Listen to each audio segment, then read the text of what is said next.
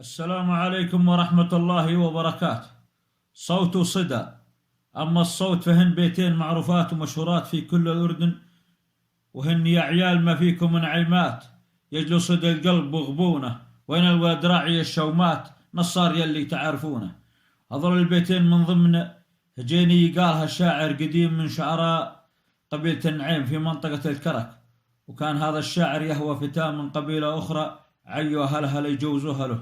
وقال هذه الأبيات على طرق الهجيني ينخى فيها ربعه وبني عمه حتى يساعدوه في إقناع أهل البنت من شان يوافقوا على الجيزة. وهو يقول: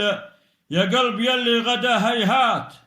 مع واحد كيف يعطونه، العين عيت يا ناس تبات كله علشان مظنونه، مشيت أنا يمهم خطوات والرجل تدرج على هونه، قالت تفضل على الفرشات نفسه على الطيب مضمونه، شربت أنا عندهم شايات وشفت العسل ذاب بسنونه، مفرق جبينه تقي النجمات حوف الدرابيل يا عيونه، سميها ملحة الزينات بالحاء والسين خطونه، صيده جزيله من الغرات ما في قنانيس صادونه، ما شفت أنا مثلها خفرات ذباح تلي ثنادونه، يا عيال ما فيكم من عيمات يجلو صدى القلب وغبونه، وين الولد راعي الشومات نصار يلي تعرفونه، هذاك أخو بسمه بحزات لمع الفتاة يتحرونه.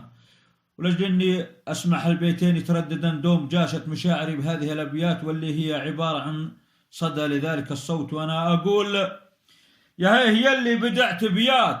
قافك تمثلت بالحونة، قافك ظهر من زمان فات كل المخاليق يطرونه، نخيت ربعك هالردات واللي صدى القلب يجلونه، والنعم من قلت ينعيمات من هو زبنهم يعزونه، ربع قديم لهم صولات جمع المعادي يضدونه، وإن جا نهارا بهم ثارات حريبهم دوم يهفونه. الشاعر سالم بن زعل النعيمي.